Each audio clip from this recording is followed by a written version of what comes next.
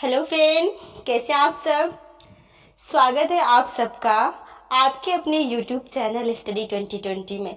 तो फ्रेंड्स, आज का हम लोगों का न्यू क्लास है जो कि हम लोग पढ़ने वाले हैं विराम चिन्ह के बारे में।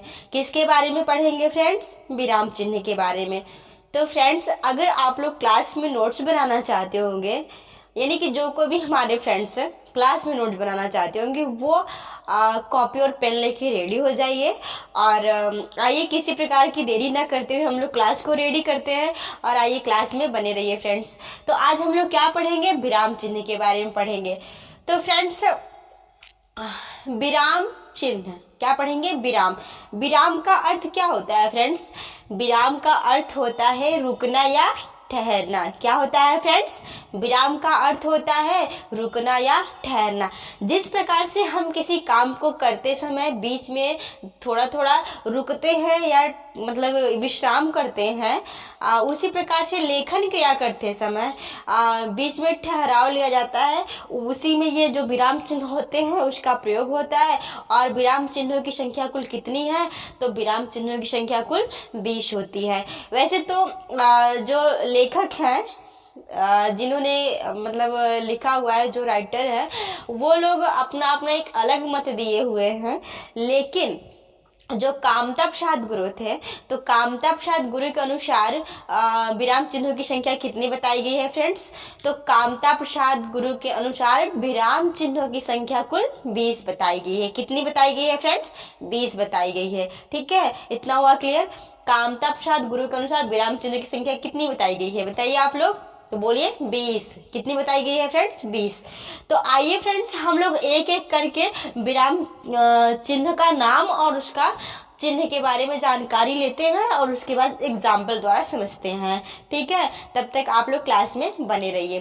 तो आइए फ्रेंड्स, हम लोग पहला पढ़ेंगे। पहला हेडिंग डालिए, क्या है फ्रेंड्स? पहला है अल्प विराम। क्या है? अल्प विराम। अल्प और विराम। अल्प मीन्स क्या होता है फ्रेंड्स? अल्प मीन्स होता है थोड़ा, और विराम मीन्स जैसे मैंने आप लोगों को बताया कि रुकना या ठहरना। अल्प मीन्स थोड़ा और विराम मीन्स रुकना या ठहरना, यानी कि थोड़ा सा ठहराव लेना। क्या फ्रेंड्स? थोड़ा सा ठहराव लेना। जैसे एग्जाम्पल में आप लोग समझेंगे तो बहुत अच्छे से समझ में आ जाएगा। एक सेकेंड, यहाँ पे आप लोग अल्प विराम का सिंबल देख लीजिए फ्रेंड्स। अल्प विराम का सिंबल कैसे बनता है? ये देखिए फ्रेंड्स, ये रहा अल्प विराम का सिंबल। क्या है? ये अल्प विराम का सिंबल है। इस प्रकार से अल्प विराम को दर्शाते हैं। कैसे लिखते हैं? ये अल्प विराम का चिन्ह है। ठीक है, इतना हुआ क्लियर फ्रेंड्स। ये रहा अल्प विराम का चिन्ह। अब हम लोग अल्प विराम के बारे में एग्जाम्पल के थ्रू समझते हैं। कैसे समझेंगे फ्रेंड्स? एग्जाम्पल के थ्रू बहुत अच्छे से समझ में आ जाएंगे। देखिए आप लोग डालिए एग्जाम्पल, लिखिए। जैसे जैसे जैसे क्या लिखेंगे? नोट करिए। जैसे हिंदू, मुस्लिम, सिख और ईसाई। क्या है फ्रेंड्स? हिंदू, मुस्लिम, सिख। यहाँ पे लिखेंगे क्या? और लिखेंगे। और यहाँ पे क्या लिखेंगे? ईसाई। यानी हिंदू, मुस्लिम, सिख और ईसाई सभी पर क्या होता है? सभी पर सामान्य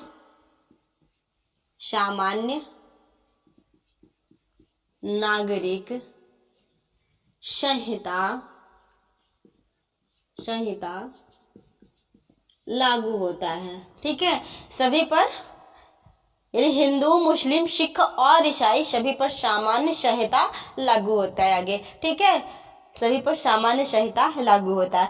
फ्रेंड्स, एग्जाम्पल तो हमने देख लिया, लेकिन इसमें हमको क्या देखना है कि हम अल्प विराम का प्रयोग कहाँ पे किए हैं। ठीक है, इसमें क्या देखना है कि हम अल्प विराम का प्रयोग कहाँ पे किए हैं। ये रहा, देखिए, ये रहा अल्प विराम। यहाँ पे ये ठीक है, ये रहा अल्प विराम। अल्प विराम मतलब अल्प मीन्स थोड़ा, जैसे कि मैंने बताया, विराम मीन्स ठहरना। तो जैसे हम इसका अगर इस वाक्य को पढ़ेंगे पूरा, इस सेंटेंस को पूरा पढ़ेंगे तो कैसे पढ़ेंगे? हिंदू यहाँ पे थोड़ा सा रुकेंगे, हिंदू, मुस्लिम, सिख और ईसाई सभी पर सामान्य नागरिक संहिता लागू होता है। यानी कि हम थोड़ा सा यानी कि विराम लेंगे, कहाँ पे, हिंदू के पास, मुस्लिम के पास, सिख के पास और ईसाई, यानी कि लास्ट में, जो हम लास्ट में जिसको बोलते हैं फ्रेंड्स, तो लास्ट जो होता है लास्ट के पहले यहाँ और लगाते हैं, न कि हम डायरेक्टली ऐसे लिख देते हैं। जो हमारा लास्ट होता है उसके पहले हम और लगाते हैं। ठीक है, इतना हुआ क्लियर कि हिंदू, मुस्लिम, सिख और ईसाई सभी पर सामान्य नागरिक संहिता लागू होता है। ठीक है, इतना हुआ क्लियर। ये रहा हमारा अल्प विराम का एग्जाम्पल। क्या रहा फ्रेंड्स? अल्प विराम का एग्जाम्पल। इतना तो हुआ क्लियर। अब हम लोग देखते हैं दूसरा क्या है? अर्ध विराम फ्रेंड्स। क्या है? अर्ध विराम। इसका सिंबल कैसे होता है? तो इसका सिंबल कुछ ऐसे होता है फ्रेंड्स। ये रहा हमारा, ये रहा अल्प विराम और यहीं पे यहाँ पे बिंदी रख देंगे। ये हमारा क्या हो गया? अर्ध विराम। क्या हुआ फ्रेंड्स? अर्ध विराम।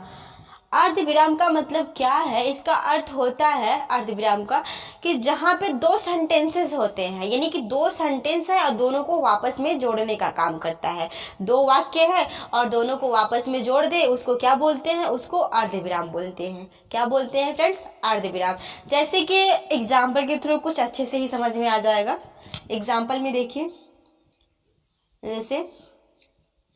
जैसे हम लोग एग्जाम्पल में देखेंगे, क्या देखेंगे? अर्ध विराम का एग्जाम्पल देखेंगे। अर्ध विराम क्या है? दो सेंटेंसेस को वापस में जोड़ने का काम करता है। क्या करता है? दो सेंटेंस को आपस में जोड़ने का काम करता है। जैसे यहाँ पे नोट करिए,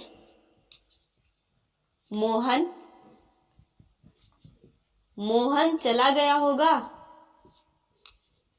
मोहन चला गया होगा। और यहाँ पे क्या रहेगा? मोहन चला गया होगा और आप बेफिक्र रहें। आप बेफिक्र रहें।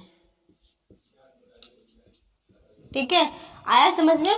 मोहन चला गया होगा, आप बेफिक्र रहे। यानी कि एग्जाम्पल क्या है? अर्ध विराम का। अर्ध विराम मतलब जैसे कि मैंने आप लोगों को 2-4 बार ही रिपीट कर दिया कि दो सेंटेंसेस को वो आपस में जोड़ने का यानी काम करता है हमारा अर्ध विराम। और अर्ध विराम का सिंबल कैसे होता है फ्रेंड्स? यहाँ पे देखिए, अर्ध विराम का सिंबल कुछ ऐसे दिखता है। ठीक है, ये रहा हमारा दो सेंटेंस। पहला ये है मोहन चला गया होगा और दूसरा आप बेफिक्र रहें। यानी ये दोनों सेंटेंस को आपस में जोड़ दिया। ठीक है, आपस में किसने जोड़ दिया? तो अल्प विराम ने। ठीक है, इतना हुआ समझ में। अब हम लोग देखते हैं तीसरा देखेंगे। तीसरा क्या देखेंगे? पूर्ण विराम। क्या देखेंगे फ्रेंड? पूर्ण विराम। तीसरा डालिए पूर्ण विराम। पूर्ण विराम का सिंबल कैसे होता है फ्रेंड्स? ये रहा हमारा पूर्ण विराम का सिंबल। ये रहा पूर्ण विराम का सिंबल। इसको क्या बोलते हैं? पूर्ण विराम। कोई भी हमारा, जैसे कि कोई भी साधारण वाक्य हो और वो पूरा हो रहा हो, जैसे वह जाता है, वह आता है, श्याम बाजार जाता है, मोहन खेलने जाता है या मोहन खेलने जा रहा है, इत्यादि शब्द अगर ऐसे आए, इस तरह से वाक्य आए तो हम क्या बोलेंगे? इस तरह से वाक्य आए तो इस तरह से वाक्यों के लास्ट में हम पूर्ण विराम का प्रयोग करते हैं। किसका प्रयोग करेंगे फ्रेंड्स? पूर्ण विराम का। देखिए एग्जाम्पल में, देखिए एग्जाम्पल के थ्रू बहुत अच्छे से समझ में आ जाएंगे। जैसे यहाँ पे हम लिख रहे हैं, यहाँ पे क्या लिखेंगे? यहाँ पे लिखेंगे राम जाता है। क्या लिखेंगे? राम जाता है। अब बताइए फ्रेंड्स, इसमें कौन सा सिंबल का प्रयोग किए हैं? तो इसमें हम पूर्ण विराम का प्रयोग किए हैं। किसका? पूर्ण विराम का। और ये सिंबल कहाँ पे है? यहाँ पे है। ये रहा। क्या है ये हमारा? ये हमारा पूर्ण विराम है। कोई भी साधारण वाक्य हो, कोई भी सेंटेंस हो, उसके लास्ट में मतलब कि हम किसका प्रयोग करते हैं? उसके लास्ट में हम पूर्ण विराम का प्रयोग करते हैं। इतना हुआ क्लियर? हाँ, तो आइए अब अगला देखते हैं। अगला क्या है? चौथा, विस्मयादिबोधक। कौन सा है फ्रेंड? विस्मयादिबोधक। जहाँ हर्ष, विषाद और आश्चर्य, घृणा, क्रोध, भय इत्यादि शब्द आए, ठीक है। इत्यादि शब्द मतलब ऐसे भावों को जहाँ पे व्यक्त किया गया हो वो हमारा क्या होगा, वो हमारा विस्मयादि बोधक होगा। क्या क्या फ्रेंड्स, आश्चर्य हो गया, सरप्राइज हो गया, क्या कहते हैं, क्रोध हो गया, घृणा हो गया, भय हो गया, करुणा हो गया, ठीक है। मतलब इत्यादि भावों को जहाँ पे व्यक्त किया जाए, जिस सेंटेंस में अगर आपको दिख रहा है कि व्यक्त किया जा रहा है, उसमें हम किसका प्रयोग करेंगे, उसमें हम विस्मयादि बोधक सिंबल का प्रयोग करेंगे। ठीक है, आया क्लियर हो गया, इतना समझ में आया। देखिए जैसे आप देखिए विस्मयादि बोधक का सिंबल कैसे होता है। ये रहा हमारा विस्मयादि बोधक का सिंबल, पूर्ण विराम की तरह होता है और नीचे यहाँ पे बिंदी लगी होती है। ठीक है, ये हमारा पूर्ण विराम की तरह होता है और नीचे यहाँ पे बिंदी लगी होती है, उसे क्या बोलते हैं, तो उसे विस्मयादि बोधक बोलेंगे फ्रेंड्स। क्या बोलेंगे, विस्मयादि बोधक। और विस्मयादि बोधक क्या है, जहाँ हर्ष, विषाद, आश्चर्य और क्या कहते हैं विस्मय, करुणा, घृणा आदि भावों को, मतलब जिस सेंटेंस में आप देख रहे हो कि व्यक्त किया जा रहा है, आदि ऐसे भाव हैं और इस ऐसे भावों को व्यक्त किया जा रहा है, वहाँ पे हम विस्मयादि बोधक का प्रयोग करेंगे। ठीक है, वो दुख हो, सुख हो, आश्चर्य हो, घृणा हो, यानी कि इत्यादि शब्द में विस्मयादि बोधक ये सिंबल लगा होता है। इत्यादि अगर सेंटेंसेस आते हैं उसमें ये सिंबल आपको देखने को मिलेगा। ठीक है, उस सेंटेंस में आपको या तो आश्चर्य देखने को मिलेगा, या तो घृणा देखने को मिलेगा, या तो करुणा देखने को मिलेगा, या फिर मतलब दुख देखने को मिलेगा। ऐसे ही सेंटेंस वो अलग में ही पहचान आ जाते हैं फ्रेंड्स, आप लोग देखते ही पहचान जाएंगे और उसमें विस्मयादि बोधक तुरंत लगा देंगे। ठीक है, इतना तो समझ में आ ही गया विस्मयादि बोधक किसे कहते हैं। ठीक है, विस्मयादि बोधक सेंटेंस को हम कैसे पहचानेंगे और हम कहाँ पे प्रयोग करेंगे, कैसे करेंगे। देखिए यहाँ पे एग्जाम्पल के थ्रू देखिए, जैसे क्या कहते हैं हम,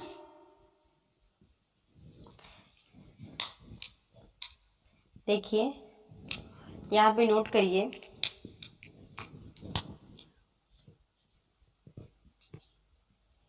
वाह क्या बात है। क्या नोट करेंगे फ्रेंड्स की, वाह क्या बात है। ठीक है, ऐसे सेंटेंसेस जहां देखने को मिले वहां क्या होगा, विस्मयादि बोधक होगा। ठीक है, सेंटेंस को पढ़ने से ही पता चल रहा है कि इसमें हम किस सिंबल का प्रयोग करेंगे। वाह क्या बात है, कुछ सरप्राइज टाइप में महसूस हो रहा है। कैसा महसूस हो रहा है फ्रेंड, सरप्राइज, कि वाह क्या बात है। ठीक है, जैसे हम अगला अगर ले लेते हैं एक और एग्जाम्पल,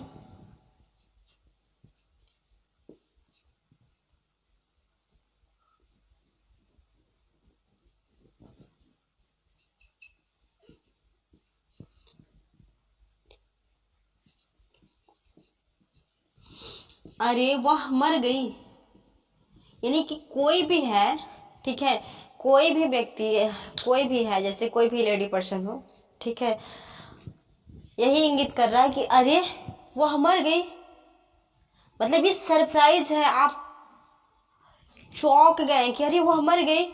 तो ऐसे सेंटेंस जहां देखें तो आपको सीधे किसका प्रयोग करना है, तो ऐसे सेंटेंसों में फ्रेंड्स विस्मयादि बोधक का प्रयोग करना है। किसका करना है, ये रहा विस्मयादि बोधक। तो अगला क्या है फ्रेंड्स, अगला है प्रश्नवाचक। क्या है, 5वां नंबर क्या डालेंगे, हेडिंग प्रश्नवाचक। किसको डालेंगे फ्रेंड्स, प्रश्नवाचक। तो प्रश्नवाचक जो चिन्ह है इसका सिंबल कैसे होता है, इसका सिंबल कैसे होता है फ्रेंड्स, कुछ ऐसे होता है, देखिए इस तरह से होता है। ये रहा हमारा प्रश्नवाचक, ये रहा हमारा प्रश्नवाचक। तो मेरे बहुत से भाई और बहन ये इस विराम चिन्ह के बारे में अच्छी नॉलेज रखते होंगे। ठीक है, जो कोई भी हमारे वीडियो में अभी भी बने होंगे, तो उन भाई बहनों से निवेदन है कि अगर आप लोग जानते हैं तो एक बार फिर से रिपीट कर लीजिए, आपका रिवीजन हो जाएगा। ठीक है, और जो नहीं जानते हैं वो थोड़ा अच्छे से देख लें। तो देखिए फ्रेंड्स, हम लोग क्या पढ़ रहे हैं, प्रश्नवाचक। क्या पढ़ रहे हैं, प्रश्नवाचक, यानी कि जिस वाक्यों में कब, कहाँ, कैसे, किसको, मतलब क्या, क्यों, क्यों इत्यादि शब्द अगर दिखे तो वो हमारा क्या होगा, तो वो हमारा फ्रेंड्स प्रश्नवाचक होगा। क्या होगा, प्रश्नवाचक। यानी कि जिस किसी वाक्यों में कभी अगर आपको दिख गया क्या है, कब है, कहाँ है, कैसे है, कौन है, क्यों है, किसकी है, किसको है, इत्यादि वर्ड, ठीक है, तो वहाँ हमारा क्या होगा, वहाँ हमारा प्रश्नवाचक होगा। क्या होगा फ्रेंड्स, प्रश्नवाचक। या ऐसे आप जैसे सेंटेंस को आप पढ़ेंगे, कोई वाक्य दिया गया है उसको पढ़ेंगे और पढ़ने के बाद ये महसूस होता है कि उसमें आंसर देना अनिवार्य है, यानी कि वो आंसर मांग रहा है, यानी कि कुछ क्वेश्चन हमसे हो रहा है, तो वहाँ पे हम कौन सा सिंबल लगाएंगे, वहाँ पे हम प्रश्नवाचक सिंबल लगाएंगे। इतना है बात समझ में कि जिस सेंटेंस में क्या हो, कब हो, कहाँ हो, कैसे हो, किसको हो, क्यों हो, मतलब कोई भी ऐसे वाक्य आए, शब्द आए और किसी वाक्य में ऐसे लिखे गए हो, तो उसमें हम क्या लगाएंगे, उस वाक्य के अंत में प्रश्नवाचक चिन्ह लगाएंगे। जैसे फ्रेंड्स एग्जाम्पल देखिए, एग्जाम्पल के थ्रू आप लोगों को बहुत अच्छे से समझ में आ जाएगा। जैसे फ्रेंड्स हम आप ही लोगों को बोल रहे हैं, यानी 1 सेकेंड, जैसे हम आपको बोल रहे हैं, किसको, आपको, आप क्या कर रहे हैं, आप क्या कर रहे हैं, या आप कहाँ जा रहे हैं, ऐसे हम आपसे क्वेश्चन कर रहे हैं कि आप क्या कर रहे हैं, आप कहाँ जा रहे हैं। तो हमने जैसे आपको बोला कि आप क्या कर रहे हैं, तो आपको इसका आंसर देना होगा ना, कि नहीं हम क्लास कर रहे हैं, पढ़ रहे हैं, लिख रहे हैं, नोट्स बना रहे हैं, कुछ भी बोलना होगा ना, जो कुछ भी कर रहे होंगे तो बोलना ही होगा ना। तो उसी प्रकार से ये प्रश्नवाचक में जैसे हमने कहा कि आप क्या कर रहे हैं, देखिए फ्रेंड्स मैंने बोला कि आप क्या कर रहे हैं, आप क्या कर रहे हैं, तो यहाँ हम किस सिंबल का प्रयोग करेंगे फ्रेंड्स, ये रहा प्रश्नवाचक, प्रश्नवाचक सिंबल का प्रयोग करेंगे। और जैसे कि मैंने बताया कि कोई वाक्य हो और उस वाक्य में अगर बीच में कोई शब्द आया हो, जैसे कब, कहाँ, क्यों, किसको, किसकी, ठीक है, इत्यादि, मतलब जैसे कि शब्द हों, तो क्यों, तो ये हमारे क्या होंगे, ये हमारे प्रश्नवाचक होंगे। क्या होंगे फ्रेंड्स, प्रश्नवाचक। जिसमें इसमें क्या है, इस सेंटेंस में जैसे मैंने क्या दिया कि आप क्या कर रहे हो, मैंने आपको बोला कि आप क्या कर रहे हैं, ये प्रश्नवाचक है। आप कहाँ जा रहे हैं, आप कहाँ जा रहे हैं, ये क्या है फ्रेंड्स, ये हमारा प्रश्नवाचक है, क्योंकि इसमें क्या है, आप कहाँ जा रहे हैं, हम आपसे क्वेश्चन कर रहे हैं। क्या कर रहे हैं फ्रेंड्स, क्वेश्चन कर रहे हैं। जिस सेंटेंस को पढ़ने से ये पता चल रहा हो कि हमारा सेंटेंस क्वेश्चन कर रहा है या इसमें क्वेश्चन हो रहा है, तो वहाँ हम किस चीज़ का प्रयोग करेंगे फ्रेंड्स, उसमें हम प्रश्नवाचक चिन्ह का प्रयोग करेंगे। किसका प्रयोग करेंगे, प्रश्नवाचक चिन्ह का। और प्रश्नवाचक चिन्ह का सिंबल ये है। तो हम लोगों ने क्या पढ़ा फ्रेंड्स, हम लोगों ने 5वां नंबर पढ़ा, विराम चिन्ह का 5वां नंबर पढ़ा, वो कौन था, प्रश्नवाचक था। कौन सा था, प्रश्नवाचक चिन्ह था। ठीक है, अब हम लोग क्या पढ़ेंगे, निर्देशन। क्या पढ़ेंगे फ्रेंड्स, निर्देशन। फ्रेंड्स निर्देशन को ही हम क्या बोलते हैं, निर्देशन को ही इस तरफ लिख दे रहे हैं, डैश कहते हैं। निर्देशन को ही सामासिक बोलते हैं, निर्देशन को ही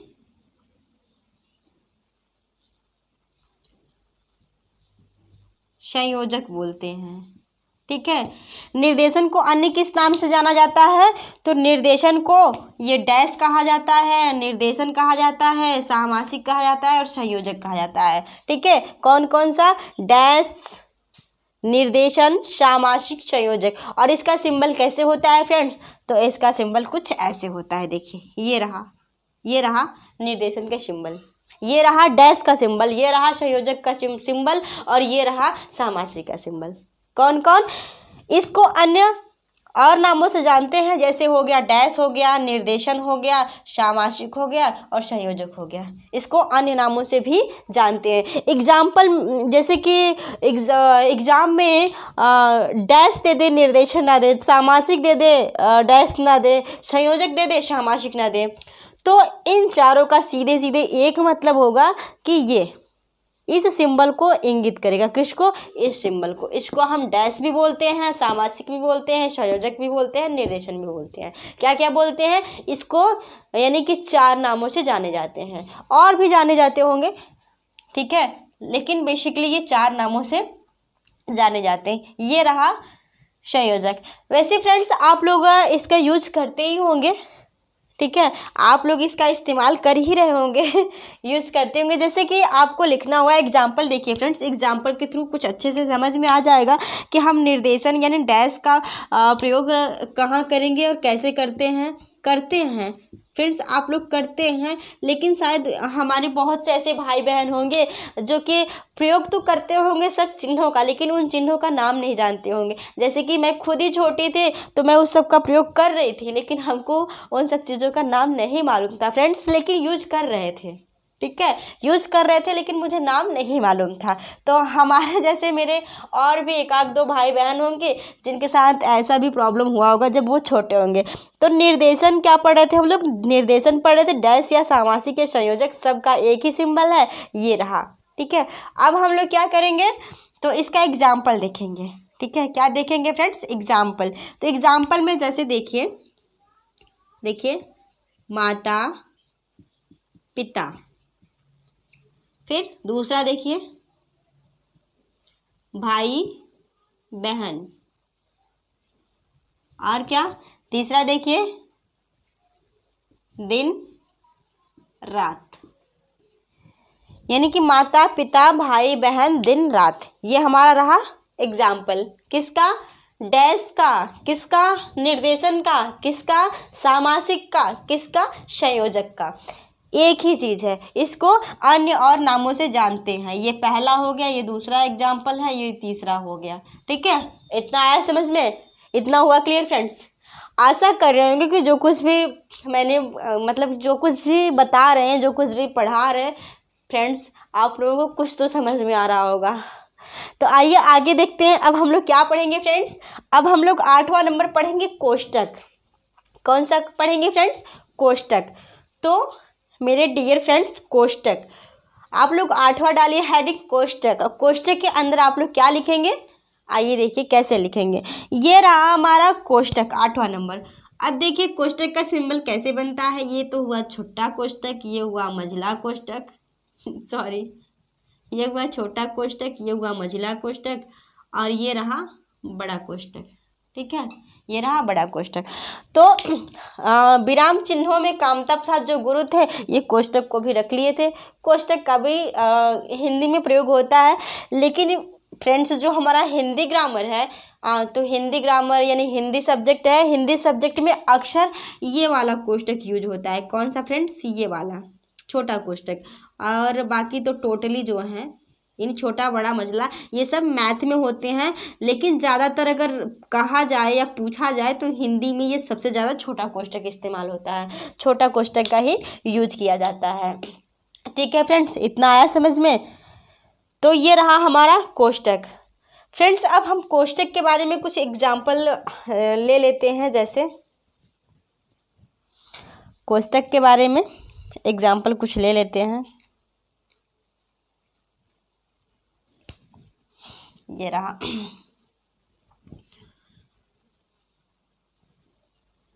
जैसे देखिए, जैसे हम लिख रहे हैं यहाँ पे नेताजी। फ्रेंड्स अगर नेताजी लिख रहे हैं और नेताजी का अगर हमको फुल लिखना हो, नेताजी किसे बोलते हैं? तो नेताजी सुभाष चंद्र बोस को कहते हैं। किसको कहते हैं फ्रेंड्स? सुभाष चंद्र बोस को क्या बोलते हैं? सुभाष चंद्र बोस को नेताजी बोलते हैं। जैसे महात्मा गांधी को बापू कहते हैं, तो उसी प्रकार से महात्मा गांधी न लिख करके हम ऐसे लिख दिए बापू और ब्रैकेट में लिख दिए महात्मा गांधी। क्या लिख दिए? ऐसे लिख दिए बापू और ब्रैकेट में लिख दिए महात्मा गांधी, और उसके बाद लिख दिए आगे कुछ और ही मतलब वाक्य लिख दिए कोई भी। जैसे हमने यहाँ पे लिखा एग्जाम्पल, यहाँ पे देखिए, जैसे मैंने लिखा नेताजी, ठीक है, एग्जाम्पल देखिए, मैंने लिखा नेताजी, और नेताजी को क्या बोलते हैं? तो उसको हम ब्रैकेट में लिखेंगे। जैसे मैंने नेताजी लिख दिया, तो अब नेताजी को क्या बोलते हैं? सुभाष चंद्र बोस। क्या बोलते हैं?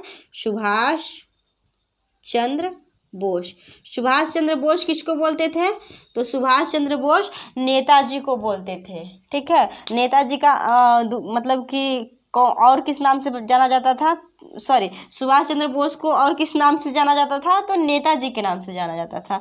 तो नेताजी यानी कि सुभाष चंद्र बोस ने, अब आगे लिखेंगे, आज़ाद हिंद फौज की स्थापना की थी। आज़ाद हिंद फौज की स्थापना किसने किया था? तो नेताजी।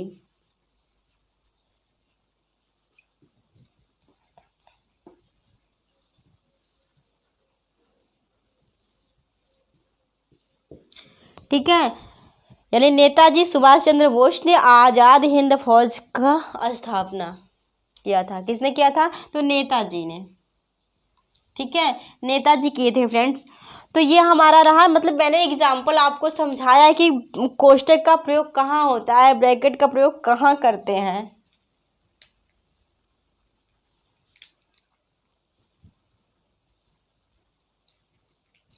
ठीक है, तो चीज़ें समझ में आ रही होंगी, इतना चीज़ें समझ में आ रही होंगी फ्रेंड्स कि अगर हम कोष्टक का प्रयोग ऐसे ही करते हैं, हम जैसे मैंने आप लोगों को बताया कि महात्मा गांधी, अब महात्मा गांधी ना लिख करके वहीं पे हम क्या लिख देते? वहीं हम लिखते थे बापू। क्या लिख देते? बापू। बाल गंगाधर तिलक ना लिख करके सिर्फ उनको क्या लिख देते? तिलक, और आगे लिख देते बाल गंगाधर तिलक, ब्रैकेट में उसको लिखते, यानी उसको कोष्टक में लिखते।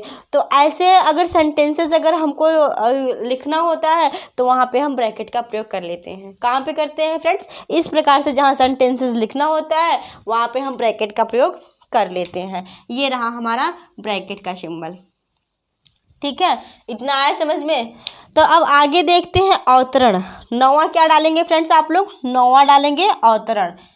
फ्रेंड्स, अवतरण को ही एक और अन्य नाम से जाना जाता है। अवतरण को ही एक अन्य नाम से जाना जाता है, उसको क्या बोलते हैं? उसको बोलते हैं उद्धरण। क्या बोलते हैं फ्रेंड्स? उद्धरण।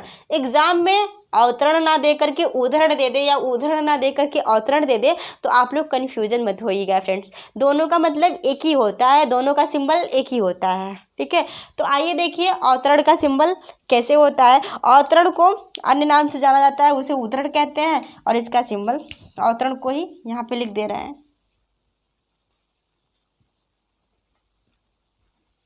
उद्धरण।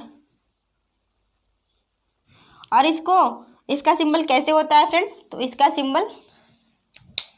सिंबल कैसे होता है? तो कुछ ऐसे होता है, ये रहा इसका सिंबल, कुछ ऐसे होता है फ्रेंड्स। जैसे हमको कोई चीज़ हो गया, किसी को इम्पॉर्टेंट इंगित करना है, जैसे कि किसी की रचना हो गई, किसी की कथन हो गया, मतलब कोई किसी का कथन होगा, जैसे अपने अपने मत के अनुसार जो लेखक होते हैं वो अपनी अपनी मत देते हैं, कुछ लिखते हैं, कुछ बताते हैं, तो इम्पॉर्टेंट दर्शाने के लिए हम अवतरण या उद्धरण चिन्ह का प्रयोग करते हैं। ये हमारा रहा अवतरण या उद्धरण। ठीक है, क्या रहा फ्रेंड्स? अवतरण या उद्धरण। इसका सिंबल कुछ ऐसे है, आप लोग देख रहे हैं, ये है सिंबल उसका। ठीक है, इतना मतलब क्लियर हुआ? तो चलिए, अवतरण और उद्धरण का चिन्ह आप लोगों ने पहचान लिया कि इसी को अवतरण बोलते हैं और इसी को उद्धरण बोलते हैं। तो फ्रेंड्स, इसका एग्जाम्पल भी देख लेते हैं, साथ ही साथ एग्जाम्पल देख लेंगे तो बहुत अच्छे से क्लियर हो जाएगा। एग्जाम्पल देख लेंगे तो क्लियर हो जाएगा बहुत अच्छे से। तो आइए फ्रेंड्स, हम लोग क्या देखते हैं? अवतरण या उद्धरण का एग्जाम्पल देखते हैं। अब एग्जाम्पल में आप लोग डालिए, जैसे नोट करिए फ्रेंड्स, जैसे क्या लिखेंगे? लिखिए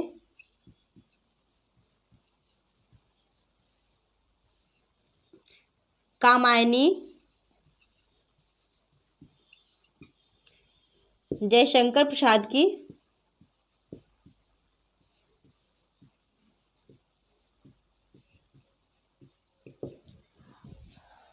अगर हम लिखें कि कामायनी जयशंकर प्रसाद की क्या है? रचना है। कामायनी किसकी रचना है? तो कामायनी जयशंकर प्रसाद की। किसकी रचना है? तो जयशंकर प्रसाद की। कौन सी? तो कामायनी। ठीक है फ्रेंड्स, कामायनी किसकी रचना है? तो ये है जयशंकर प्रसाद की। तो यहाँ पे हम ये जो कामायनी है, तो कामायनी को इंगित कर रहे हैं। इसमें हम किसका चिन्ह लगाएं? अवतरण या उद्धरण का। किसका चिन्ह लगाए हैं फ्रेंड्स? अवतरण या उद्धरण का। जैसे कि मैंने आपको एग्जाम्पल देने से पहले ही बताया कि फ्रेंड्स किसी की कथन हो या फिर मतलब किसी की ये रचना हो, कोई भी चीज़ हो, तो उसको इंगित करने के लिए, इम्पॉर्टेंट दिखाने के लिए हम किसका प्रयोग करते हैं? तो हम उद्धरण का प्रयोग करते हैं। उद्धरण को ही क्या बोलते हैं? उद्धरण को ही हम अवतरण बोलते हैं। उद्धरण को क्या बोलते हैं फ्रेंड्स? उद्धरण को ही हम अवतरण बोलते हैं। ठीक है, अब हम लोग कौन सा पढ़ेंगे? अब हम लोग 10वां पढ़ेंगे। 10वां क्या है फ्रेंड्स? पुनरुक्ति सूचक। क्या है फ्रेंड्स? पुनरुक्ति सूचक। 10वां क्या है? पुनरुक्ति सूचक। फ्रेंड्स पुनरुक्ति सूचक का सिंबल कैसे होता है? पुनरुक्ति सूचक मतलब बार बार किसी चीज़ को रिपीट हो रहा हो, उसे पुनरुक्ति कहते हैं। तो पुनरुक्ति देखिए इसका सिंबल कुछ कैसे होता है फ्रेंड्स। तो ये जो अवतरण या उद्धरण है, तो उसमें एक ठो है सिंबल, ऐसे बिंदी बिंदी, इसमें डबल डबल हो जाएगा ऐसे ऐसे। ठीक है, इसे क्या बोलते हैं? इसे पुनरुक्ति सूचक बोलते हैं। क्या बोलते हैं? पुनरुक्ति सूचक।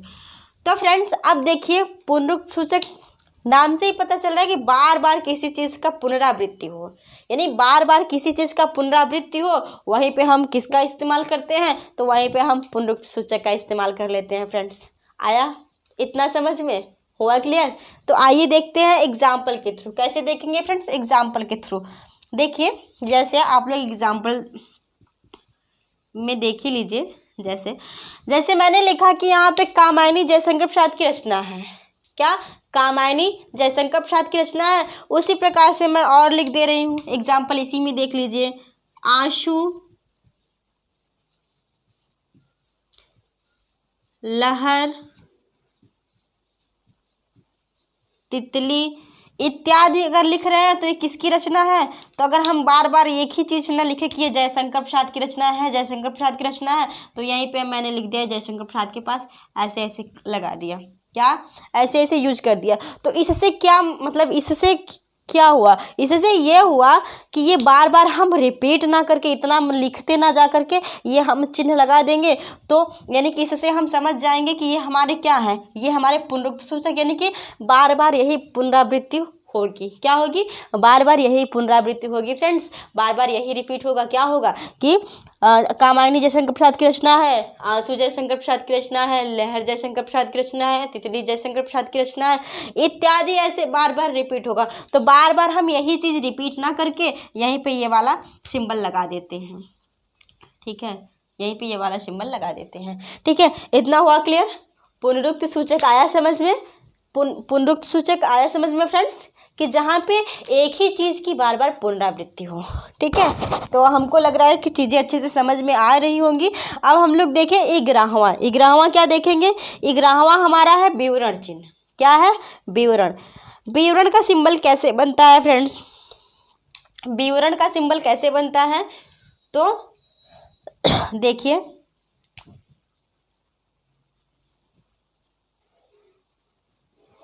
ये रहा हमारा विवरण। ठीक है, ये हमारा रहा, सॉरी थोड़ा बड़े से लिख दें, ये हमारा रहा विवरण। ठीक है, ये हमारा क्या रहा फ्रेंड्स? विवरण। ये हमारा विवरण का सिंबल है। अब विवरण का सिंबल आप लोग देख ही रहे होंगे, तो इसको आप लोग डेली लाइफ में प्रयोग कर ही रहे होंगे और डेली लिखने पढ़ने में करते होंगे फ्रेंड्स। किसी चीज़ का अगर आप किसी चीज़ को अगर परिभाषा, उसका विश्लेषण करना होगा, पूरे माने विस्तृत करके किसी चीज़ को आप बता रहे होंगे या लिख रहे होंगे, या यानी सॉरी लिख ही रहे होंगे, तभी तो इस प्रकार से प्रयोग करेंगे। किसी चीज़ को आप विस्तृत पूर्वक अगर लिख रहे होंगे तो वहाँ पे हम किसका प्रयोग करते हैं? विवरण का। तो जैसे एग्जाम्पल फॉर मैं आपको समझा रही हूँ, एग्जाम्पल में देखिए। जैसे फ्रेंड्स यहाँ पे ऐसे मैंने लिखा, क्या? जैसे मैंने लिखा, क्या लिखा फ्रेंड्स? विवरण में मैंने लिखा कि विशेषण। अब हम विशेषण के बारे में आपको बताने वाले हैं, विशेषण का परिभाषा लिखने वाले हैं। ये देखिए यहाँ पे मैंने क्या हेडिंग डाला? यहाँ पे हेडिंग डाल दिया विशेषण। ठीक है फ्रेंड्स। अब विशेषण के आगे ये रहा, ये हमारा विवरण का चिन्ह। ये चिन्ह क्या इंगित कर रहा है? तो ये चिन्ह ऐसा इंगित कर रहा है कि हम विशेषण के बारे में कुछ परिभाषा देने जा रहे हैं, कुछ इसके बारे में नहीं, विशेषण के बारे में विस्तृत बताने जा रहे हैं। ठीक है, जैसे हम चलिए इसको एग्जाम्पल थ्रू बता ही दे रहे हैं। जैसे नोट करिए फ्रेंड्स, संज्ञा या सर्वनाम। संज्ञा या सर्वनाम की विशेषता बताने वाले शब्दों को क्या बोलते हैं?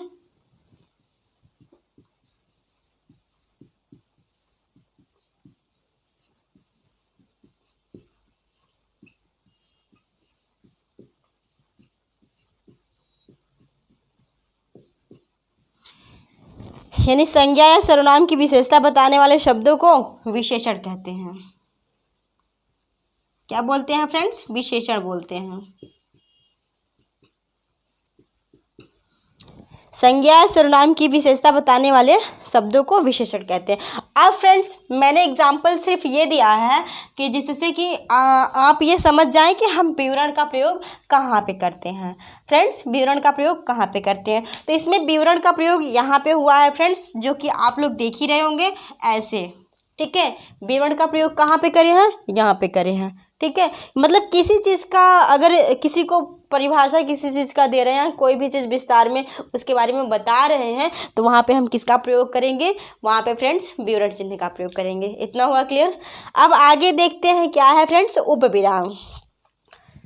फ्रेंड्स 12 वाला क्या है? तो 12वां नंबर है उपविराम। ठीक है फ्रेंड्स, उपविराम। उपविराम का सिंबल कैसे होता है? तो आइए देखते हैं। उपविराम का सिंबल कुछ ऐसे होता है फ्रेंड्स, देखिए ये यहाँ पे उपविराम का सिंबल ये रहा, कुछ ऐसे होता है। ये क्या रहा? ये उपविराम का सिंबल। ठीक है, अब उपविराम को और अन्य नाम से जानते हैं। जैसे उपविराम को अपूर्ण विराम भी बोलते हैं और उपविराम को विसर्ग भी कहते हैं फ्रेंड्स। क्या बोलते हैं? उपविराम को अपूर्ण विराम भी बोलते हैं और उपविराम को विसर्ग भी बोलते हैं। क्वेश्चन में अगर विसर्ग भी दे दे तो उसका सिंबल यही होगा, अगर उपविराम भी दे दे तब भी उसका सिंबल यही होगा, और अपूर्ण विराम भी दे दे तब भी इसका सिंबल यही होगा। तो फ्रेंड्स आप लोग इतना समझ ही गए होंगे। ओवरऑल मैं आप लोगों को बता दूं कि उपविराम का जो यूज होता है वो हमारे हिंदी में कम होता है, लेकिन संस्कृत में ज़्यादातर होता है। यानी हिंदी में इसका यूज बहुत कम होता है। ठीक है, ये हमारे उपविराम का जो सिंबल है इसका प्रयोग संस्कृत में ज़्यादा होता है। ठीक है, और इसका सिंबल तो जैसे मैंने आप लोग बता ही दिया, उपविराम को अपूर्ण विराम कहते हैं और इसी को हम क्या बोलते हैं? इसी को हम विसर्ग भी कहते हैं। ठीक है, अब आगे हम लोग देखते हैं फ्रेंड्स लाघव चिन्ह। 13 नंबर क्वेश्चन है, 13 नंबर जो चिन्ह है, नंबर है, तो 13 नंबर पे हम क्या लिखेंगे? लाघव चिन्ह लिखेंगे फ्रेंड्स। क्या है? लाघव चिन्ह। जैसे कि आप लोगों को स्पष्ट नहीं दिख रहा होगा, थोड़ा सा एक सेकेंड इसको, ये रहा लाघव चिन्ह। लाघव चिन्ह क्या है फ्रेंड्स? लाघव चिन्ह के सिंबल कैसे होता है? तो उसका सिंबल कुछ ऐसे होता है। कैसे होता है फ्रेंड्स? कुछ ऐसे होता है। ये हमारा क्या है? ये हमारा लाघव चिन्ह है फ्रेंड्स। क्या है? आप लोग भी पहचान लीजिए कि ये हमारा लाघव चिन्ह है। ठीक है, लाघव चिन्ह है, इसको क्या बोलते हैं? लाघव चिन्ह। अब देखिए फ्रेंड्स, आप लोग किसी चीज़ कभी कभी कोई वाक्य लिखा होता है या जैसे किसी का नाम ही लिखा होता है, जैसे एग्जाम्पल जैसे MP लिखा हो या UP लिखा हो या डॉक्टर लिखा हो, ऐसे ही कई नाम के आगे आप लोग कैसे लिखते हैं? बड़ी शॉर्ट में लिख देते हैं। कैसे लिखते हैं फ्रेंड्स? शॉर्ट में लिख देते हैं। जैसे UP लिखा हो तो आराम से ये रहा U, फिर ये ऐसे लिख दिए P, और यहाँ पे किस चिन्ह का प्रयोग किए? यहाँ पे लाघव चिन्ह का प्रयोग किए। किसका? लाघव। लेकिन अगर इसी को मैं पूरा लिखती हूँ तो इसका पूरा लिखेंगे ऐसे उत्तर, फिर लिखेंगे प्रदेश। क्या लिखेंगे फ्रेंड्स? उत्तर, और फिर लिखेंगे प्रदेश। ठीक है, उत्तर प्रदेश। इसको कैसे लिखेंगे? उत्तर प्रदेश। तो ये रहा हमारा उत्तर प्रदेश। उसी प्रकार से हम क्या लिखेंगे? उसी प्रकार से आगे लिखेंगे मध्य प्रदेश। क्या लिखेंगे फ्रेंड्स? मध्य प्रदेश। मध्य प्रदेश को शॉर्ट में क्या लिखेंगे? M, उसके आगे लिख देंगे P। अब MP को एमपी को क्या लिखेंगे? मध्य प्रदेश, मध्य प्रदेश। उसी प्रकार से फ्रेंड्स हम क्या लिखेंगे? उसी प्रकार से हम लिखेंगे, देखिए यहाँ पे डॉक्टर, डॉक्टर। अब डॉक्टर का फुल लिखना हो तो हम ऐसे लिख देंगे, इतना बड़ा लिखना होगा तो उसको हम शॉर्ट में लिख दिया डॉक्टर, ठीक है। तो इस तरह से हम लोग प्रयोग तो करते हैं, लेकिन इन सब चिन्हों के बारे में इनका नाम नहीं जानते कि इनको कहते क्या हैं फ्रेंड्स, ठीक है। इनको जानते नहीं कि इनको कहते क्या हैं। तो फ्रेंड्स आज आप मतलब आज की क्लास के बाद आप ये चीज़ तो नहीं भूलेंगे कि किसको क्या कहते हैं और कौन सा चिन्ह कहाँ पे यूज होता है। तो देखिए फ्रेंड्स, ये हमारा रहा लाघव चिन्ह, क्या रहा? लाघव, ठीक है। यही हमारा रहा लाघव चिन्ह, ठीक है। एग्जाम्पल के थ्रू आशा कर रहे होंगे कि आपको समझ में आ ही गया होगा फ्रेंड्स। ये हमारा रहा लाघव चिन्ह। किसी चीज़ को, जैसे उत्तर प्रदेश को शॉर्ट में लिखने के लिए यूपी लिख दिए, मध्य प्रदेश को शॉर्ट में लिखने के लिए एमपी लिख दिए, उसी प्रकार से डॉक्टर को शॉर्ट में लिखने के लिए डा लिख के आगे लाघव का चिन्ह लगा दिए, हमारा हो गया डॉक्टर, ठीक है। इतना तो हुआ क्लियर। तो फ्रेंड्स जैसे कि मैंने बताया कि मैं छोटी थी तो मैं सब यूज करती थी, लेकिन इस चिन्ह का नाम ही नहीं जानती थी, इसको बोलते क्या है इस चिन्ह का नाम ही नहीं जानते थे कि इसे बोलते क्या है। यूज तो कर ही लेते थे लेकिन जानते नहीं थे, ठीक है। तो हमारे बताया ना कि कई एक भाई बहनों के साथ ऐसा हुआ होगा कि जो यूज तो कर ले रहे होंगे लेकिन उनको नाम ही नहीं पता होगा कि इसको बोलते क्या है। लेकिन फ्रेंड्स आज की क्लास के बाद आप लोग बिल्कुल ऐसी गलती मत करना, यानी कि यूज करने के साथ साथ उसका नाम भी जान लेना कि इसको कहते क्या हैं, ठीक है। अब हम लोग कितने पढ़े फ्रेंड्स? हम लोग 13 कंप्लीट कर लिए। और टोटल विराम चिन्हों की संख्या कितनी थी? तो टोटल विराम चिन्हों की संख्या 20 थी, जिसमें हम लोगों ने 13 को कंप्लीट कर लिया फ्रेंड्स। तो ठीक है, हम साइड हो जा रहे हैं, जिसको स्क्रीनशॉट लेना है आप लोग ले सकते हैं।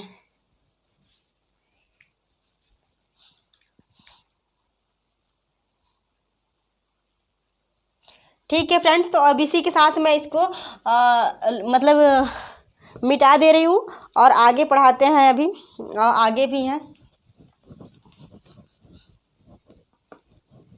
हम लोगों को टोटली 20 पढ़ना है, जिसमें कि हम लोग 13 को पढ़ चुके हैं। अब फ्रेंड्स 14 नंबर आप डालिए। 14 नंबर में क्या डालेंगे? लोप चिन्ह, हेडिंग डालते रहिए तब तक।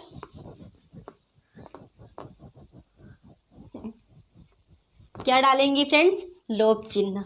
कौन से नंबर में? 14 नंबर। नंबरिंग भी करते रहिएगा।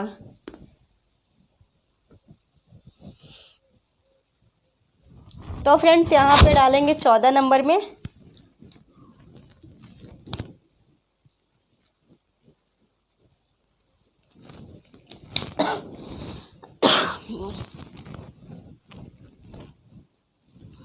देखिए 14 नंबर में क्या डालेंगे फ्रेंड्स? लोप चिन्ह। 14 हुआ लोप चिन्ह। और 15 क्या लिखेंगे फ्रेंड्स? तो 15 लिखेंगे, यहाँ पे लिखेंगे पाद बिंदु। 16 क्या लिखेंगे? 16 लिखेंगे पाद चिन्ह। 17 क्या लिखेंगे? 17 लिखेंगे दीर्घ उच्चारण। क्या लिखेंगे मेरे फ्रेंड्स? यहाँ पे लिखेंगे दीर्घ उच्चारण। अब 18वां क्या लिखेंगे फ्रेंड्स? 18वां लिखेंगे हंसपद। ऐसे होता है, इसको एक और नाम से जानते हैं त्रुटि विराम। एक अन्य और नाम से जानते हैं, इसको क्या बोलते हैं? त्रुटि विराम। उसी प्रकार से फ्रेंड्स 19वां है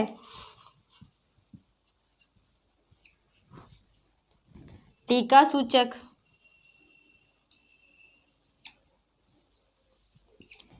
उन्नीसवां क्या है फ्रेंड्स? टीका सूचक। और 20वां क्या है? सॉरी फ्रेंड्स, हमको लगता है कि पिछले हम 13 नहीं 12 ही उसमें किए थे, ठीक है। तो थोड़ा सा ये हमने एक और इसमें छूट रहा है जो कि हमको पढ़ाना है तुल्यता सूचक। ठीक है, यहाँ से 13 नंबर डालिए, यहाँ पे पढ़ाना है तुल्यता सूचक।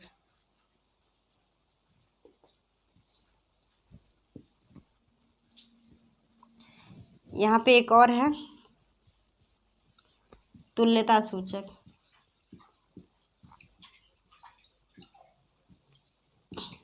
और 20 वाला क्या है? 20 वाला है समाप्ति सूचक। समाप्ति सूचक। तो देखिए फ्रेंड्स, हम 13वां क्या पढ़ रहे हैं? लोप चिन्ह। लोप चिन्ह का सिंबल कुछ कैसे होता है फ्रेंड्स? तो कुछ लोप चिन्ह का सिंबल ऐसे होता है, कुछ डॉट डॉट डॉट करके होता है। ठीक है, ये क्या रहा हमारा? लोप चिन्ह। उसी प्रकार से फ्रेंड्स पाद बिंदु, पाद बिंदु का सिंबल कुछ भाग आकार में होता है। कैसे होता है? भाग आकार में। उसी प्रकार से फ्रेंड्स यहाँ पे होता है पाद चिन्ह, यानी कि ये पैर के पास इसका सिंबल नीचे होता है। कहाँ होता है? नीचे होता है। इसको क्या कहते हैं? इसको बोलते हैं पाद चिन्ह। उसी प्रकार से फ्रेंड्स यहाँ पे दीर्घ उच्चारण का सिंबल कैसे होगा? कुछ ऐसे होता है। हस्पद, वो तो यहाँ पे दिखाई दिए, इस प्रकार से होता है। टीका सूचक फ्रेंड्स, टीका सूचक कुछ ऐसे स्टार में होता है, इस प्रकार से कुछ ऐसे प्लस प्लस का सिंबल बने होंगे, कुछ ऐसे ऐसे भी होते हैं। ठीक है, ये सब हमारे क्या हुआ? टीका सूचक। फ्रेंड्स तुल्यता सूचक कैसे होते हैं? तो ये इस बराबर जैसा सिंबल होता है। इसको क्या बोलते हैं फ्रेंड्स? इसको बोलते हैं तुल्यता सूचक। उसी प्रकार से फ्रेंड्स समाप्ति सूचक, इसका सिंबल कुछ ऐसे होता है, या फिर ऐसे से डॉट डॉट होता है। ठीक है, इसको क्या बोलते हैं? तो इसको समाप्ति सूचक बोलते हैं। तो फ्रेंड्स ये रहा लोप चिन्ह। लोप चिन्ह क्या रहा फ्रेंड्स? लोप चिन्ह। तो लोप चिन्ह क्या है? जैसे हम कोई भी सेंटेंस यानी कि बोल रहे हैं, कोई भी वाक्य, उसमें कुछ शब्दों का लोप कर दिए। कोई भी वाक्य है हमारा, कुछ शब्दों का लोप कर दिए। जैसे एग्जाम्पल के थ्रू आप लोगों को बहुत अच्छे से समझ में आ जाएगा। जैसे मैं आपको ही बोल रही हूँ कि सब जानते हैं कि हम आपसे कितना प्यार करते हैं। ठीक है, या सब जानते हैं कि हम आपको कितना पसंद करते हैं, पर आप हैं कि समझते ही नहीं। यानी कि सब जानते हैं कि हम आपको कितना पसंद करते हैं और आप समझते ही नहीं। देखिए एग्जाम्पल में लिखिए आप, जैसे क्या लिखेंगे मेरे फ्रेंड्स? आप लोग नोट करेंगे, क्या नोट करेंगे? कि सब जानते हैं कि हम आपको कितना पसंद करते हैं। नोट करिए कि सब जानते हैं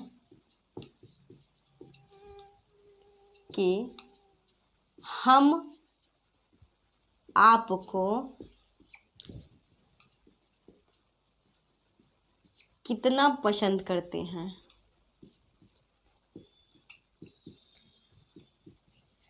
पर आप हैं कि, शायद उधर न दिखे, पर आप हैं कि, उसके बाद डॉट डॉट डॉट डॉट। ठीक है, मैंने कहा कि सब जानते हैं कि हम आपको कितना पसंद करते हैं, पर आप हैं कि, उसके बाद डॉट डॉट डॉट। इसके आगे तो समझ ही गए होंगे कि पर आप हैं कि समझते ही नहीं। हम आपको कितना पसंद करते हैं, पर आप हैं कि समझते ही नहीं। वही यहाँ पे मैंने एग्जाम्पल दिया, डॉट डॉट का प्रयोग यही पे, नहीं कि कुछ शब्दों का यहाँ पे लोप हो गया। कौन सा? कि पर आप हैं कि समझते ही नहीं है। क्या? पर आप हैं कि समझते ही नहीं है, इसका लोप हो गया। इतना आया समझ में? इतनी चीज़ें हुए क्लियर फ्रेंड्स? ठीक है, तब आगे बढ़ते हैं। अगला क्या है फ्रेंड्स? पाद बिंदु। तो फ्रेंड्स पाद बिंदु आप लोग जैसे कि देख ही रहे हैं कि इसका कुछ सिंबल इस प्रकार से बना हुआ है, ये ऐसे बना हुआ है, इसको हम कहते हैं पाद बिंदु। ये हमारा भाग के आकार में, मतलब भाग का सिंबल जैसा होता है, इसको हम बोलते हैं पाद बिंदु। अगर क्वेश्चन में आप लोगों को दे दे कि पाद बिंदु पहचानिए, ऐसे दे दे पहला नंबर, दूसरा कुछ ऐसे दे दे, और तीसरा आपको कुछ ऐसे दे दे, और चौथा आपको कुछ ऐसे दे दे। तो आप किसको मतलब कौन सा आंसर सही करेंगे फ्रेंड्स? तो अगर आप इस सिंबल को पहचाने रहेंगे तो बस इसमें यानी कि सिंबल को पहचाने रहे कि पाद बिंदु कहते किसे हैं, तो हमारा कौन सा ऑप्शन सही जाएगा फ्रेंड्स? पहला या दूसरा या तीसरा या चौथा? तो फ्रेंड्स हाँ मेरे डियर फ्रेंड्स, हमारा क्वेश्चन दूसरा ही सही जाएगा। यही हमारा है पाद बिंदु, ये है, ठीक है, यही हमारा पाद बिंदु। आप लोगों ने सही क्वेश्चन मतलब आंसर किया, तो ये हमारा है पाद बिंदु। फ्रेंड्स ये हमारा हो गया पाद बिंदु, इसको तो समझ में आ गया।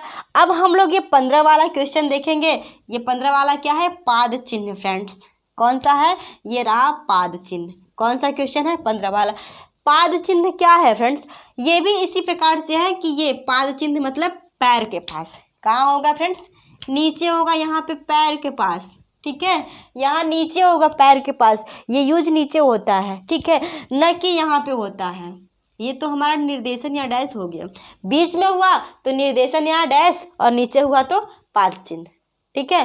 क्या हुआ फ्रेंड्स? बीच में हुआ तो इसको निर्देशन या डैश बोलेंगे, और नीचे हुआ तो पाद चिन्ह बोलेंगे। इसमें भी बहुत ज़्यादा कन्फ्यूजन क्रिएट होते हैं, पर फ्रेंड्स आप लोग तो गलती नहीं ही करेंगे। पाद मतलब पैर, पाद मीन्स क्या बोलेंगे? पैर, और चिन्ह तो चिन्ह ही समझ रहे हैं, पैर के पास, यानी कि ये नीचे तरफ ये सिंबल बना होगा, इसे क्या बोलेंगे? पाद चिन्ह। और इसको क्या बोलेंगे? इसको डैश बोलेंगे, निर्देशन बोलेंगे, सामासिक बोलेंगे, संयोजक बोलेंगे। इसको तो 4 और अन्य नामों से जानते हैं, ठीक है। इतना हो गया क्लियर फ्रेंड्स? तो चलिए अब आगे देखते हैं। आगे क्या है? दीर्घ उच्चारण। फ्रेंड्स 16 नंबर क्या है? दीर्घ उच्चारण। 16 नंबर क्या है फ्रेंड्स? दीर्घ उच्चारण। तो अब हम लोग पढ़ रहे हैं दीर्घ उच्चारण। 16 नंबर है। इसका सिंबल तो आप लोग देख ही रहे हैं फ्रेंड्स कि कुछ ऐसे बना हुआ है। ये हमारा दीर्घ उच्चारण का सिंबल है। इसको कभी कभी एग्जाम में बस सिंबल ही देख के आपको मतलब आंसर पूछ लेता है, और आप वहीं पे कहीं ना कहीं गलत कर देते हैं। कहीं ना कहीं आप जानते रहते हैं, फिर भी मतलब मिस्टेक से गलत हो जाता है। लेकिन हम चाहते हैं कि मिस्टेक से भी मिस्टेक ना हो। क्या फ्रेंड्स? मिस्टेक से भी मिस्टेक ना हो। तो आप लोग एक बार देख लीजिए दीर्घ उच्चारण। जैसे हम ये जो दीर्घ उच्चारण है फ्रेंड्स, ये पहले यूज ज़्यादा होता था, लेकिन इसका यूज अब कम होने लगा है, ठीक है। क्या इसका इस्तेमाल पहले ज़्यादा होता था, लेकिन अब कम होने लगा है। जैसे कि हमको लिखना है एग्जाम्पल में, फ्रेंड्स एग्जाम्पल डालिए, तब आप समझ में अच्छे से आ जाएगा आपको, देखिए समझने में आसानी होगी। जैसे दीर्घ उच्चारण हम लिख रहे हैं तेजोसी। क्या लिख रहे हैं फ्रेंड्स? तेजोसी। और हाँ फ्रेंड्स, ये है ज़रूर इस टाइप्स में, एस टाइप्स में, लेकिन इसको हम जब इसका उच्चारण करते हैं तो इसका उच्चारण कैसे होता है फ्रेंड्स? इसका उच्चारण कुछ अध्वनियाँ निकलता है, उच्चारण करने में कुछ अध्वनियाँ निकलता है। इसको तेजोसी बोलते हैं। क्या बोलते हैं? तेजोसी। तेजोसी बोलते हैं। क्या बोलते हैं? तेजोसी। उसी तरह से दूसरा एग्जाम्पल देख लीजिए, जैसे कि कॉपी। क्या है? कॉपी। तेजोस और कॉपी, इसमें किसका प्रयोग हुआ है फ्रेंड्स? तो इस एग्जाम्पल में दोनों में दीर्घ उच्चारण का प्रयोग हुआ है, और वो भी कहाँ है? ये रहा, ये हमारे रहे दीर्घ उच्चारण। कहाँ है फ्रेंड्स? यहाँ है। इतना आया समझ में? इतना हुआ क्लियर? तो ठीक है फ्रेंड्स, आगे बढ़ते हैं। अब आगे हम लोग क्या देखेंगे? शत्रु वाला देखेंगे। शत्रु वाला क्या है फ्रेंड्स? शत्रु वाला है हंस पद या त्रुटि विराम। क्या है फ्रेंड्स? शत्रु वाला है हंस पद या त्रुटि विराम, यानी हंस पद को ही त्रुटि विराम कहते हैं। दोनों एक ही चीज़ है फ्रेंड्स। अगर एग्जाम में हंस पद भी दे दे तो भी ये है, और त्रुटि विराम भी दे दे तो भी ये सिंबल, ठीक है। इतना तो क्लियर कर ही लेंगे, इतना तो क्लियर कर ही लेंगे फ्रेंड्स, और यही कर लेंगे, क्लास में ही कर लेंगे, ठीक है, यहीं पे कर लेंगे, हंस पद या त्रुटि विराम। फ्रेंड्स त्रुटि विराम का प्रयोग कहाँ पे होता है, किस प्रकार होता है? जैसे आप किसी सेंटेंस को पूरा पूरा लिख रहे हैं, उसमें कोई शब्द छूट गया। अक्सर मुझसे हो ही जाता था कभी कभी, और मैं यूज कर भी रहती थी, लेकिन हमको पता भी नहीं चलता था कि इसको बोलते क्या हैं।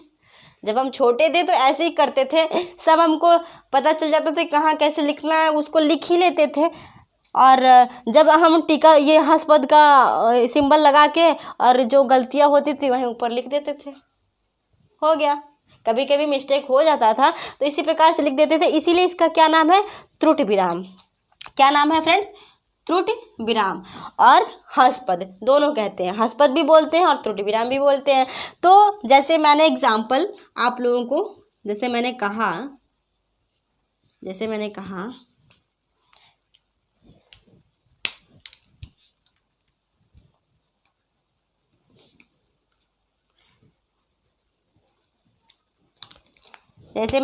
फ्रेंड्स कि राकेश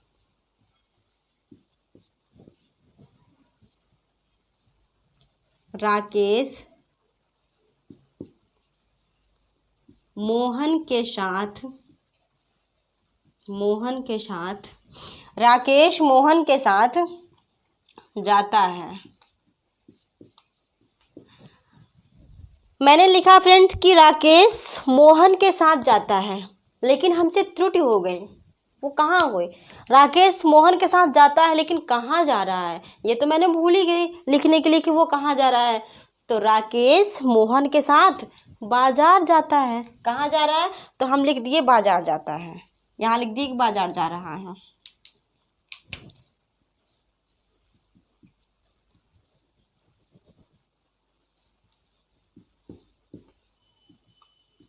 हमसे त्रुटि हो गई फ्रेंड्स, हमसे त्रुटि क्या हुई? हमसे त्रुटि हुई, हम यहाँ पे लिखना चाहते थे कि बाजार, क्या लिखना चाहते थे?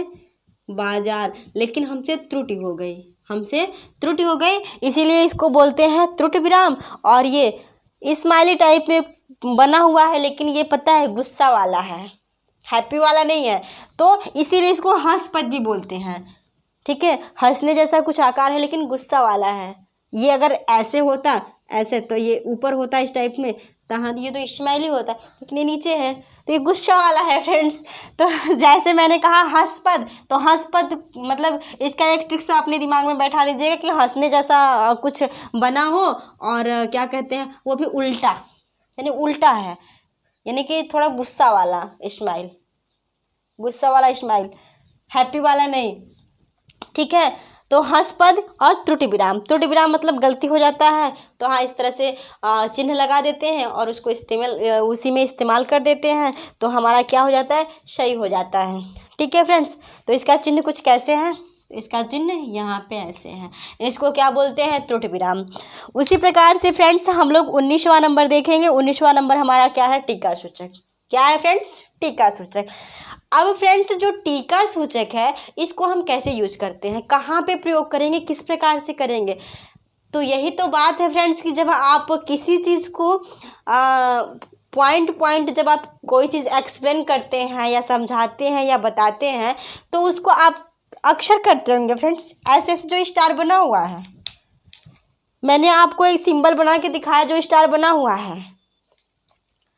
मैंने यहाँ पर राकेश मोहन के साथ क्या, हाँ बाजार जा रहा है, और उसके बाद हमको लिखना होगा कि बाजार जा कर के वो ये खरीदेगा, बाजार जाके बाजार से फिर यहाँ जाएगा वहाँ। अगर इसको हम कुछ आगे लिखना हो, एक्सप्लेन करना हो, तो हम यहाँ पे इस प्रकार से टीका सूचक का प्रयोग करके लिख देंगे। कैसे फ्रेंड? इस प्रकार से कुछ स्टार बना देते हैं, या फिर कभी कभी देखते हैं कि इस प्रकार से ऐसे इंगित कर करके पॉइंट में और लिखते चले जाते हैं। ये हमारा रहा टीका सूचक। ठीक है, टीका सूचक का यूज हम कुछ ऐसे करते हैं।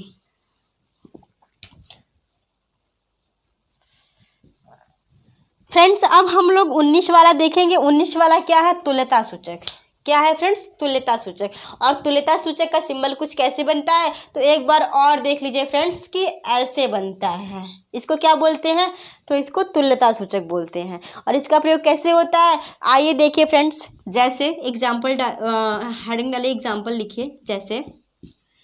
जैसे फ्रेंड्स के जैसे देखिए, जैसे हम ये लिख रहे हैं सूर्य लिख दिया। अब सूर्य लिख दिया, उसके बाद हम लिखेंगे, लिख दिए सूर्य लिखने के बाद दिनकर, दिवाकर, भानु, भास्कर, ठीक है। दिनकर, दिवाकर, भानु, भास्कर, अगर ऐसे में हम जैसे कि मैं सूर्य का पर्यायवाची एग्जाम्पल देके बता रही हूँ, तो इस तरह से सेंटेंसेस जहाँ पे होते हैं वहाँ पे हम तुल्यता सूचक का यूज करते हैं। किसका प्रयोग करते हैं फ्रेंड्स? तुल्यता सूचक का। तो अब जैसे हम देख रहे हैं, देखिए यहाँ पे हम क्या कमल, कमल का लिख दे रहे हैं, ठीक है। सबसे इजी वाला पर्यायवाची जो हम लोग बचपन में खूब पढ़े हैं, ठीक है, खूब पढ़े हैं, बचपन में हम लोग खूब पढ़े हैं। क्या पढ़े हैं फ्रेंड्स? कमल का। तो बताइए आप लोग भी यहाँ पे लिखिए, सरोज, जलज, पंकज, नीरज, मतलब इत्यादि इत्यादि, ठीक है। तो ये हमारा क्या हुआ? तुल्यता सूचक। अब हम लास्ट पढ़ेंगे फ्रेंड्स, कौन सा? लास्ट कौन सा है फ्रेंड्स? तो लास्ट हमारा है समाप्ति सूचक, और हमारा विराम चिन्ह समाप्ति भी होने वाला है, यानी 20 वाला है समाप्ति सूचक और विराम चिन्ह हमारा समाप्ति भी होने वाला है। तो हम समाप्ति सूचक का प्रयोग कहाँ पे करते हैं फ्रेंड्स? तो जैसे कि फ्रेंड्स बुक में आप देखते हैं कि कोई भी चैप्टर जब एंड होता है, किसी चैप्टर के लास्ट में पूरा चैप्टर जहाँ पे समाप्त हो जाता है वहाँ पे कुछ ऐसे सिंबल बने होते हैं। इस प्रकार से बने होते हैं कि नहीं बने होते हैं? आप लोगों ने भी देखा होगा, इस प्रकार से बने होते हैं। और इस सिंबल को क्या बोलते हैं? तो बस इस सिंबल को समाप्ति सूचक कहते हैं। इजी सी बात है, इस सिंबल को समाप्ति सूचक कहते हैं। और ये हमारे कोई बुक, जैसे बुक का कोई चैप्टर पूरा जहाँ समाप्त हो गया वहीं पे ऐसा सिंबल बने होंगे, आप लोग अक्सर देखते होंगे। ये ऐसे ऐसे कुछ बने होते हैं और कुछ ये ऐसे करके बने होते हैं। ये हमारा समाप्ति सूचक का सिंबल अक्सर ये यूज मतलब होते हैं बुकों में।